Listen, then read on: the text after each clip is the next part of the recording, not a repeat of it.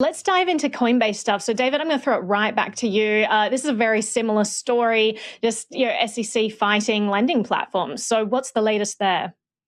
Yeah, and specifically, what is of interest in the Coinbase case that our news editor Nicholas Day wrote about is that they're making it a public fight, right? They published the Wells letter and their response, and that has shades of what has gone on with XRP and Ripple in the past, and also going all the way back to Kick in 2019 when they started to draw their audience into getting upset at the SEC over the way they were being regulated. And this is a unique thing to crypto because we have these big public buy-ins for all of these platforms and also just technology in general. So the question here is whether this is actually a productive and good way to engage with the SEC to get your fans to yell at them, basically. And I don't know how regulators are going to respond to that. Personally, I'm a little bit skeptical, and I think the XRP case so far shows that there's not necessarily a huge upside to this, but it definitely reflects a different way of going about responding to regulators. Zach? I think that Ripple thing is very relevant here, and I think just I'm still not over the odd bedfellows of Brian Armstrong and Brad Garlinghouse in opposition to the SEC. I think it's really interesting that Coinbase is adopting that playbook, and I think it's very in keeping with the sort of the crypto ethos, right? These are public networks. This stuff lives on chain for all to see, and for this fight to be aired out publicly, I think is very in keeping with some of the core values of transparency and openness. So it definitely just signals sort of a culture shift, I think, right? This is sort of Silicon Valley playbook going up against it's Uber to an extent, suits. It is.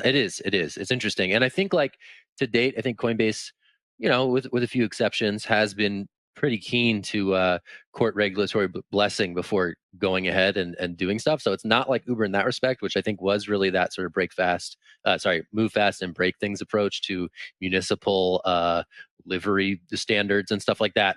But it's interesting that this has changed, and Brian Armstrong is on the warpath, and it's going to be interesting to see if it'll work. It didn't work with Kick. Remember that one? Remember the Save Crypto thing? Mm-hmm. That didn't work. That did not end up well. So it could just be an embarrassing egg on the face moment that is akin to that as well. But yeah, I'll throw it down to Naomi, please.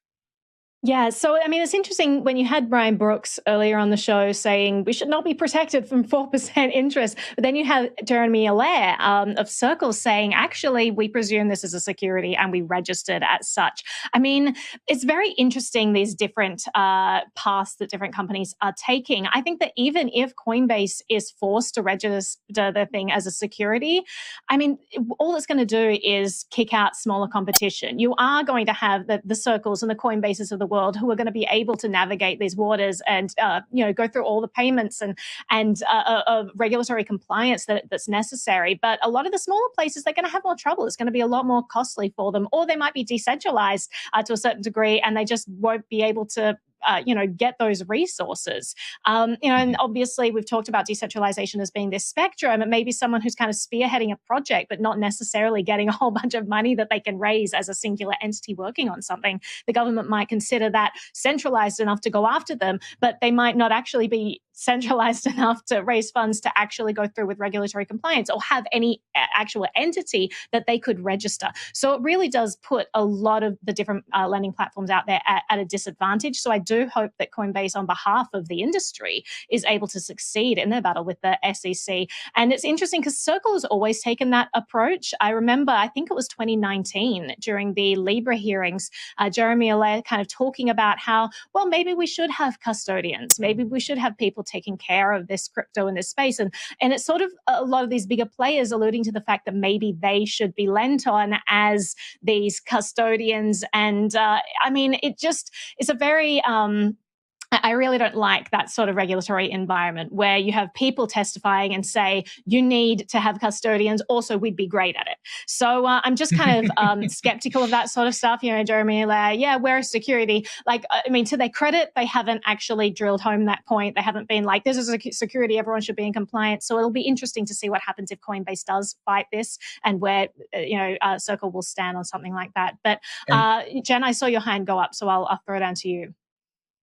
Yeah, just really quickly. I mean, the SEC has been so tight-lipped at what's going on behind the scenes, and so Coinbase going public with what's happening and publishing these documents is interesting. And we have to remember they're also a public company. You know, in some way, their investors, their shareholders deserve to have this information, and maybe not on a quarterly report, maybe sooner. And to your point, David, I think there are fans that are going to they're going to push back, but there are also academics and thought leaders and policymakers who are going to see this and be able to form their own thoughts. And I think that sway could be positive, hopefully, but that's all I got. We'll just have to wait and see.